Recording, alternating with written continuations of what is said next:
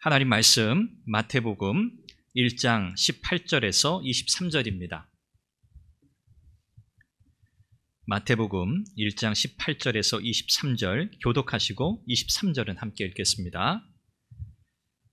예수 그리스도의 나심은 이러하니라. 그의 어머니 마리아가 요셉과 약혼하고 동거하기 전에 성령으로 잉태된 것이 나타났더니 그의 남편 요셉은 의로운 사람이라 그를 드러내지 아니하고 가만히 끊고자 하여. 이 일을 생각할 때 주의 사자가 현몽하여 이르되 다윗의 자손 요셉아 내 아내 마리아 데려오기를 무서워하지 말라. 그에게 잉태된 자는 성령으로 된 것이라. 아들을 낳으리니 이름을 예수라 하라. 이는 그가 자기 백성을 그들의 죄에서 구원할 자이심이라 하니라.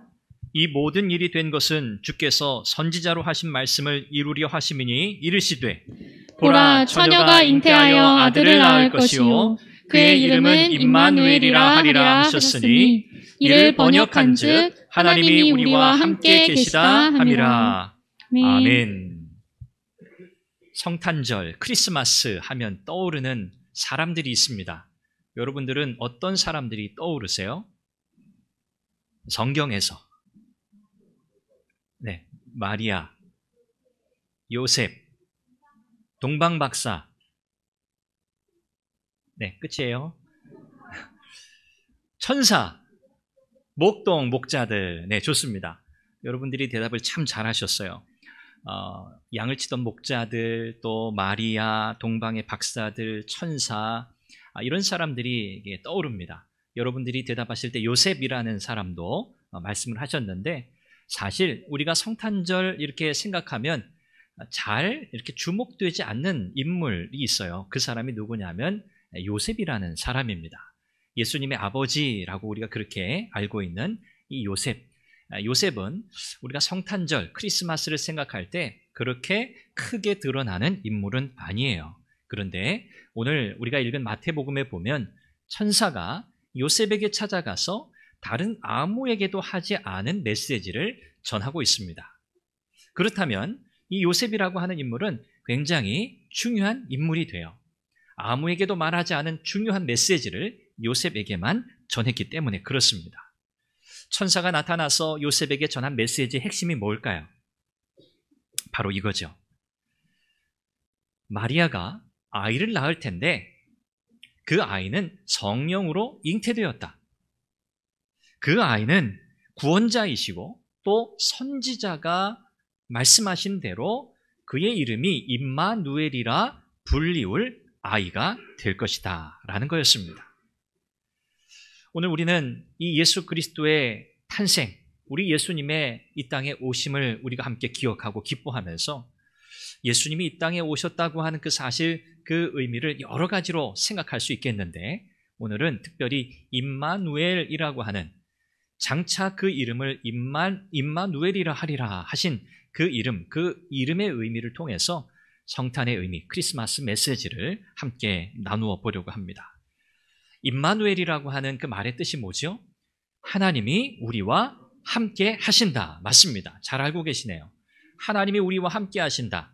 이 임마누엘이라고 하는 이 단어, 이 표현 속에는 세 가지 중요한 의미가 담겨져 있어요. 첫 번째는 예수님은 완전한 하나님이시다. 두 번째는 예수님은 완전한 사람이시다. 세 번째는 완전한 하나님이시고 완전한 사람이신 예수님께서 우리와 영원히 함께 계신다. 이 세 가지가 임마누엘이라고 하는 이 단어 표현 속에 전부 담겨져 있는 의미입니다. 그러면 이 세 가지 의미를 각각 간단히 살펴볼까요? 첫째는 예수님은 완전한 하나님이시다라는 사실이에요. 오늘 말씀 20절에 보면 천사가 나타나서 요셉에게 그 말 하잖아요. 마리아가 잉태가 되는데 그 잉태가 무엇으로 된다고요? 성령으로 잉태되었다고 말합니다. 성령으로 잉태되었다? 이것은 이사야 7장 14절 말씀의 성취죠. 처녀가 잉태하여 아들을 낳을 것이요. 그 아들의 이름을 임마누엘이라 하리라. 이것은 이미 구약 성경에 예언된 메시지였습니다. 바로 그 메시지대로 예수님은 동정녀 마리아, 처녀 마리아의 몸에서 성령으로 잉태되셨다는 거죠. 이 성령으로 잉태되었다는 것의 의미는 바로 그거예요. 그 생명의 기원이 누구에게로부터 왔다? 사람이 아니라 하나님께로부터 왔다는 뜻입니다. 그래서 사실 예수님의 진짜 아버지는 누구세요? 하나님이십니다. 성부 하나님이세요. 우리가 요셉이라고 하는 인물은 표면적으로 예수님의 아버지로, 육신의 아버지로 그렇게 우리는 부릅니다. 그러나 사실 진짜 예수님의 아버지는 바로 성부 하나님이신 거죠. 왜요? 그 하나님께로부터 오신 분이시고 예수님은 하나님 그 자신이시기 때문에 그렇습니다. 유대인들의 세계관에서는 하나님은 절대적인 존재예요. 하나님은 초월자예요. 하나님은 창조주예요. 하나님은 온 세상을 다스리시는 유일한 신이세요. 다른 신은 없어요. 이것이 유대인들, 이스라엘 백성들의 신 개념이에요. 자, 그런데 다른 이방 사람들은, 이방 나라들은 어떻게 생각했을까요? 신이라고 하는 것, 그것은 비인격적인 힘이다 이렇게 생각했어요. 성경이 말씀하는, 또 유대인들이 믿는 하나님은 인격적인 하나님이세요. 그런데 이방 나라들이 가지고 있는 신에 대한 생각은 신은 비인격적인 힘이어서 누구든지 혹은 어떤 사물이든지 그 안에 신의 모습이 깃들 수 있다 이렇게 생각했어요. 이것을 신의 현현이라고 그렇게 표현하기도 하죠. 이 유대인들의 입장에서는 사람이 하나님이 될 수 있다? 가능할까요? 불가능할까요? 불가능한 일이에요. 사람이 어떻게 하나님이 될 수 있어요? 이건 있을 수 없는 일이에요. 유대인들이 받아들일 수 없는 사실이에요. 그런데 여러분, 예수님은 어떤 분이세요? 하나님이신데, 온전한 하나님이신데 그분이 무엇이 되셨어요? 사람이 되셨어요. 온전한 하나님이 사람이 될 수 있다? 유대인들은 받아들일 수 없습니다. 사람이 하나님이 될 수 있다? 불가능한 일입니다. 그런데 성경은 바로 하나님이신 예수 그리스도께서 사람이 되셨다고 말씀해요. 하나님, 그분을 우리는 예수 그리스도를 통해서 만나게 되는 거예요. 예수님은 우리를 찾아오신 하나님이십니다. 예수님이 왜 우리를 찾아오셔야 했을까요? 우리는 죄인이에요. 죄인인 우리가 우리의 힘으로 스스로 하나님께로 올라갈 수 없어요. 그래서 하나님이신 예수님께서 친히 이 땅에 오실 수밖에 없었던 거죠. 예수님이 하나님이시라고 하는 이 주장은 예수님께서 여러 차례 하셨어요. 예수님께서 유대인들에게 또 예수님을 따르는 제자들에게 여러 차례 말씀하셨어요. 예수님은 하나님만이 하실 수 있는 일을 특별히 하셨습니다. 그게 뭘까요? 죄를 용서하시는 일이에요. 예수님은 죄 용서하셨어요. 사람들이 이 문제 가지고 수근수근 거렸잖아요. 저가 누구이기에 죄인의 죄를 용서하는가? 죄 용서는 누가 할 수 있어요? 하나님만 하실 수 있어요. 그런데 그 일을 누가 하셨다고요? 예수님이 하셨어요. 그러니 예수님은 누구세요? 하나님이세요. 예수님은요, 장차 심판주로 다시 오실 거라고 말씀하셨어요. 심판주, 심판하시는 분 누구세요? 하나님이세요. 하나님만이 심판하실 수 있거든요. 그런데 예수님은 자기 자신이 심판의 주인으로 다시 오신다고 하셨어요. 그러니 예수님은 누구세요? 하나님이세요. 이런 예수님의 주장이 맞다고 한다면 오늘 저와 여러분들은 모든 삶의 중심을 예수님께 두어야 할 줄로 믿습니다. 우리가 예수님을 믿는다고 하는 것, 그것은 예수님이 온전한 하나님 되심을 믿는 거예요. 하나님이신 그분을 믿는다? 그렇다면 오늘 저와 여러분들의 삶의 초점과 중심은 누구에게 집중되어야 하는 거죠? 하나님께 집중되어야 해요. 하나님이신 예수 그리스도께 집중되어야 한다는 거죠. 만약에 이게 거짓말이라면 우리는 예수님을 믿을 필요도 없고 예수님을 오히려 거짓말장이로 혐오하고 피해야 할 거예요. 오늘 저와 여러분들은 예수님을 그냥 말로만 믿을 수 없습니다. 오늘 예수님을 믿는 우리의 삶은 온전히 변화되고 지속적으로 변화의 과정을 경험해 가야 하고요. 날마다 예수님을 닮아가는 한 걸음 한 걸음 믿음의 진보와 성장을 이루어가는 그런 삶이 되어야 할 줄로 믿습니다. 이것이 온전한 하나님이신 예수 그리스도를 믿는 저와 여러분들의 삶의 모습이어야 할 줄 믿습니다. 두 번째 우리가 기억할 것은요, 예수님은 온전한 누구시라고요? 사람이시다. 사람이시다. 온전한 하나님이신 예수님, 그분이 온전한 사람이 되셨어요. 신으로서의 모든 영광, 특권을 다 버리신 겁니다. 예수님은 더 이상 낮아질 수 없는 자리까지 낮아지셨어요. 그게 바로 사람이 되신 거예요. 창조주이신 하나님, 초월자이신 하나님께서 사람이 되셨어요. 우리처럼 연약해지셨고 우리처럼 평범해지셨어요. 이사야 53장 2절 말씀이 이렇게 묘사하고 있죠. 고운 모양도 없고 풍채도 없다. 우리 보기에 흠모할 만한 것이 하나도 없다. 이렇게 예수님의 모습을 예언하면서 묘사하고 있습니다. 그렇습니다. 사람이 되신 예수님, 그분은 정말 사람이 되셨어요. 왜 예수님께서 사람이 되셨다는 이 사실이 우리에게는 소망이요 희망의 메시지가 됩니까? 아까 말씀드렸죠. 죄인인 우리의 힘으로는 하나님의 심판을 피할 수 없고 하나님께 갈 수 없기 때문에 그렇습니다. 하나님은 반드시 죄를 심판하시는 분이세요.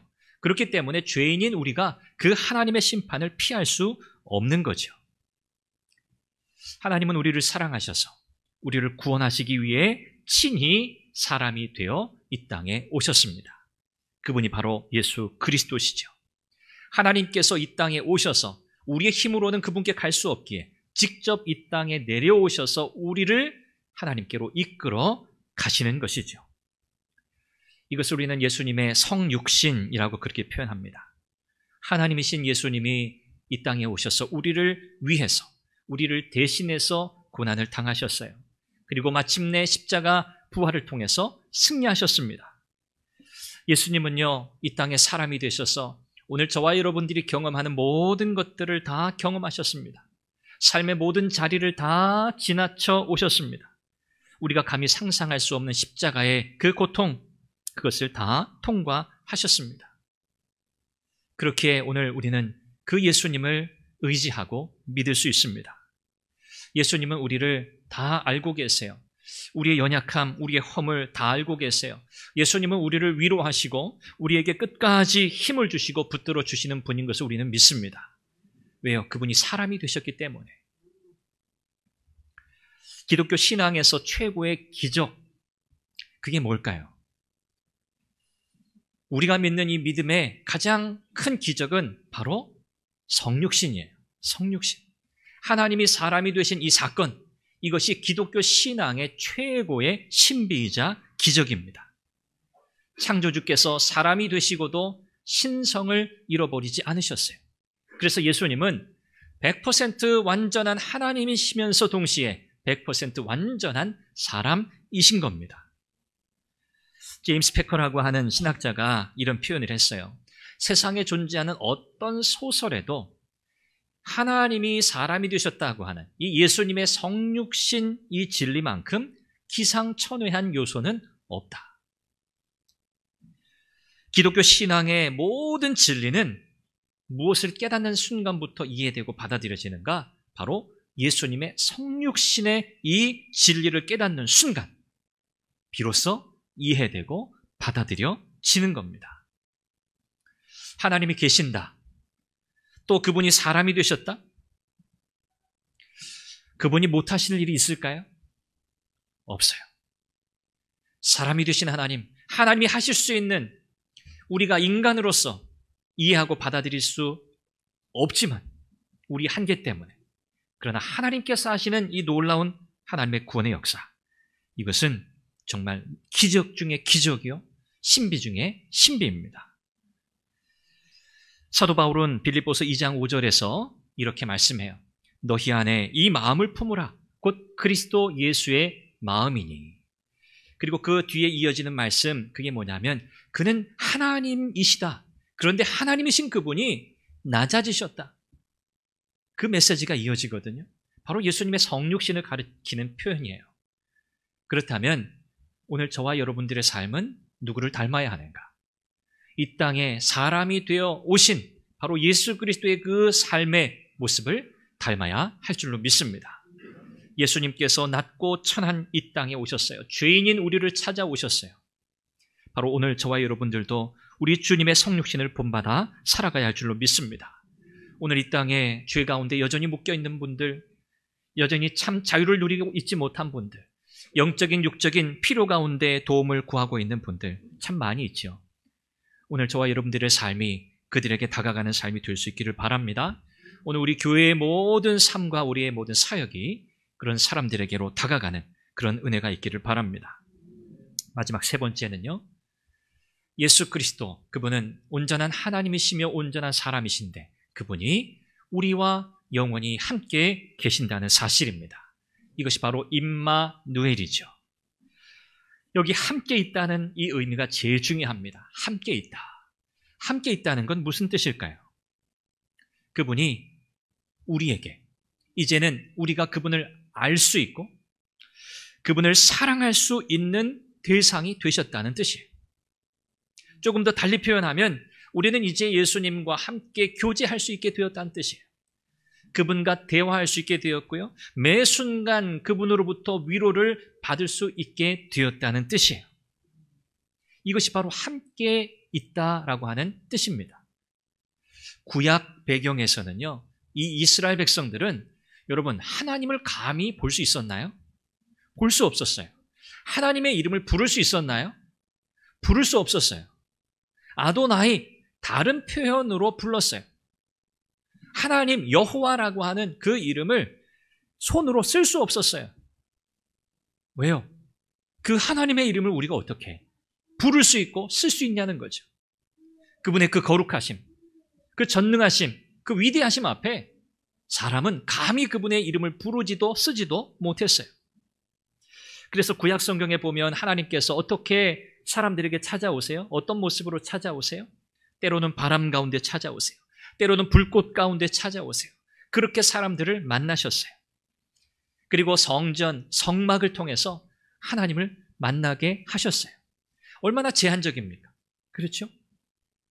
그런데 이제는 그럴 필요가 없어요. 하나님이신 예수님께서 이 땅에 오셨어요. 그 오신 이유, 목적이 중요한 거죠. 그게 바로 우리와 함께 하시기 위함입니다.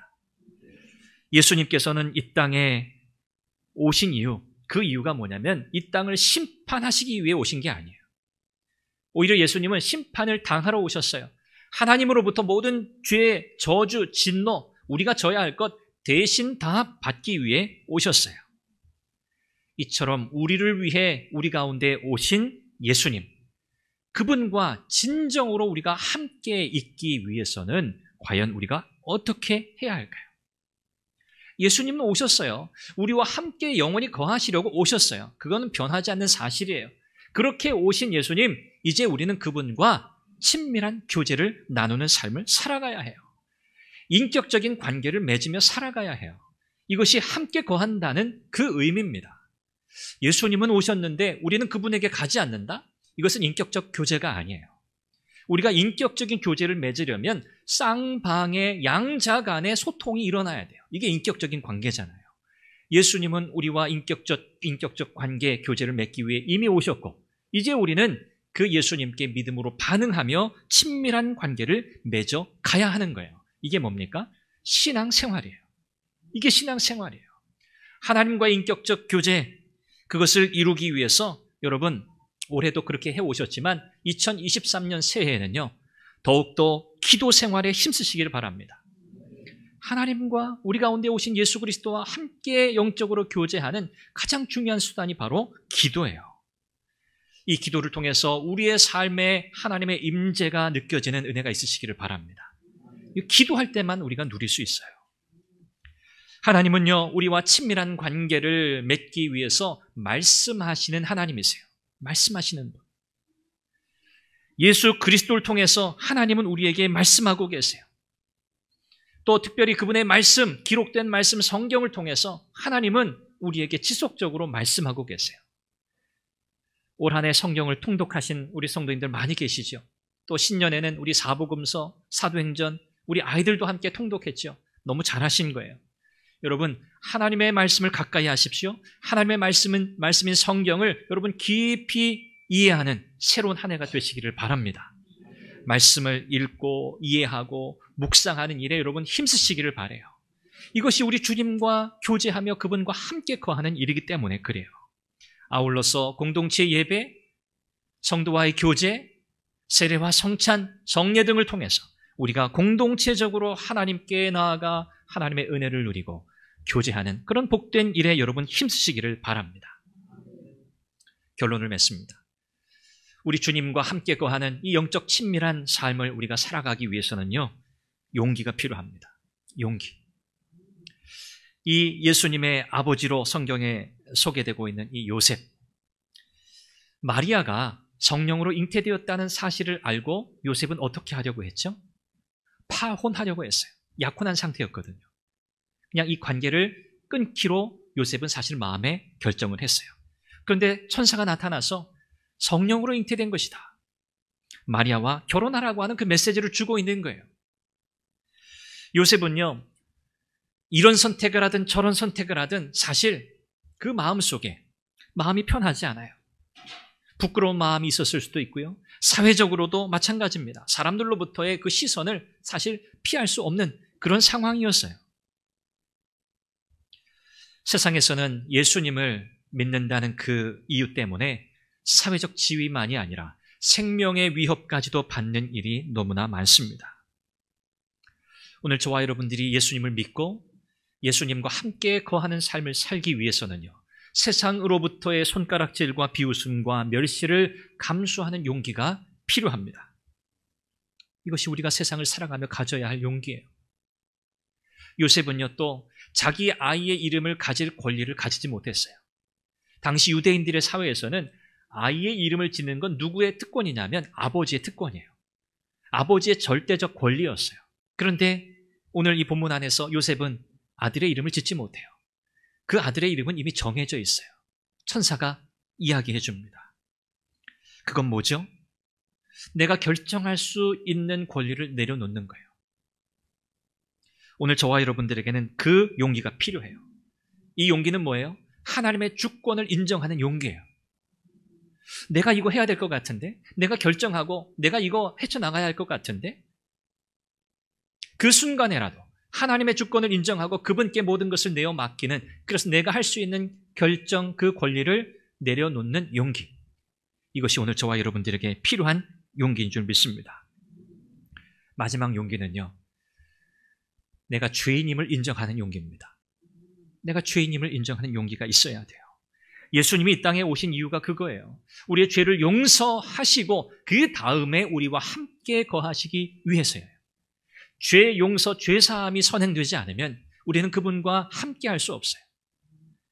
오늘 우리가 죄인임을 인정하는 용기가 없으면 예수님을 인격적으로 만날 수 없습니다. 불가능한 일이에요. 오늘 예수님께서 우리를 구원하시기 위해서 사람이 되시고, 사람이 되셔서 땀 흘리시고 고통을 경험하시고 죽음을 맞으셔야 했던 그 모든 일, 여러분, 이것 또한 용기입니다. 예수님은 저와 여러분들을 위해서 자신의 목숨을 내어놓는 그 용기를 가지셨어요. 오늘 저와 여러분들은 우리를 위해 목숨을 내어주신, 그 생명을 주신 그 예수님, 그분을 용기를 내어 사랑할 수 있기를 바랍니다. 신앙생활은 용기가 있어야 돼요. 그냥 저절로 되지 않습니다. 사랑하는 여러분, 2022년 은혜 가운데 지내왔습니다. 2023년 이제 우리는 맞이하게 됩니다.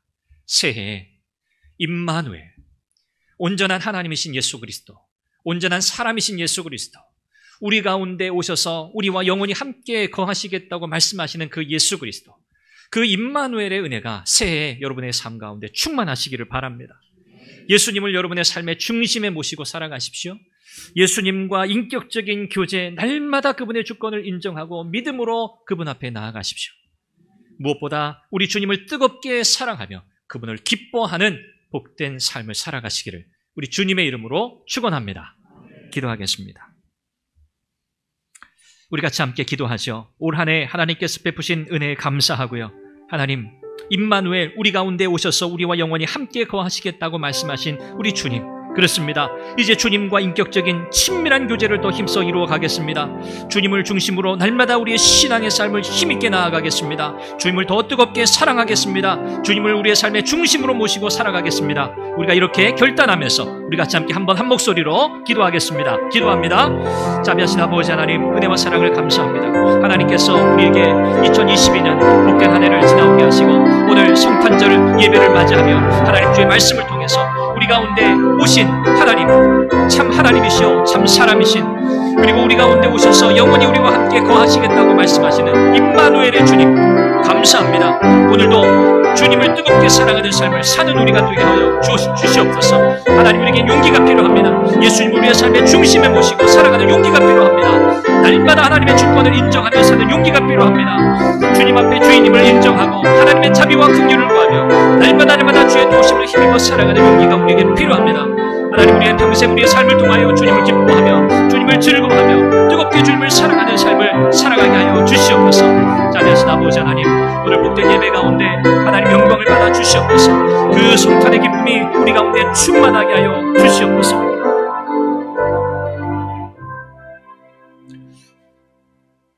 온전한 하나님이시며 온전한 사람이시며 우리 가운데 오셔서 영원히 우리와 함께 하시겠다고 말씀하시고 지금도 우리 가운데 거하시는 하나님, 우리 주 예수 그리스도의 그 십자가의 은혜와 사랑, 오늘도 우리의 삶 가운데 역사하시는 성령 하나님의 그 역사, 삼위일체 하나님께 영광을 올려드립니다. 복된 성탄절 하나님 앞에 감사하며 예배드리며 성탄의 메시지를 우리의 마음에 새깁니다. 임마누엘, 우리와 함께 하시는 하나님, 우리를 떠나지 않으시고 우리를 끝까지 사랑하시겠다고 약속하신 그 주님의 약속을 신뢰하며 새해에 더욱더 주님을 사랑하고 주님의 주권을 인정하며 믿음으로 승리하게 하여 주옵소서. 성탄의 기쁨이 우리 모든 성도들의 삶에 충만하게 하여 주옵소서. 예수님의 이름으로 기도합니다. 아멘.